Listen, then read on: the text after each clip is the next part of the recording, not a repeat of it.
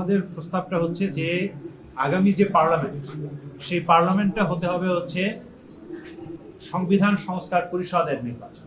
মানে আমাদের রাষ্ট্র পুনর্গঠন চলছে এবং এই রাষ্ট্র কিভাবে পুনর্গঠিত হবে, কোন কোন প্রশ্নের উপরে দাঁড়াবে, মূলত আসলে রুলস অফ দি গেম। মানে আমরা রাজনৈতিক ব্যবস্থাটা কিভাবে এখানে ফাংশন করবে, কিভাবে এখানে রাজনীতি পরিচালিত হবে এবং আমাদের সকলের জন্য কি সাধারণ নীতি এবং নিয়ম আইন প্রয়োগ হবে, সেই জায়গাগুলো আমরা নির্ধারণ করার প্রশ্ন। এখন জনগণের প্রতিনিধি আকারে, যেহেতু এখন সংসদ অনুপস্থিত, জনগণের প্রতিনিধি আকারে রাজনৈতিক দলগুলো তারা কতটুকু ঐকমত্যে আসছে সেই জায়গাটা তৈরি করা হচ্ছে এবং দ্বিমতের জায়গা, ঐকমত্যের জায়গা সব নিয়েই তো আগে জনগণের কাছে যাওয়া হবে। শেষ পর্যন্ত অনুমোদন তো জনগণই দেবেন এবং সেটা একটা নির্বাচনের মধ্যে দিয়ে একটা পার্লামেন্টে যে সেই জিনিসটা চূড়ান্ত হতে হবে। কেয়ারটেকার সরকারের অধীনে স্থানীয় সরকার এবং জাতীয় সরকারের নির্বাচন হইতে হবে। সংবিধান সংশোধন ইস্যুটা আর আস্থা ভোট, নো কনফিডেন্স নিজ দলের বিরুদ্ধে।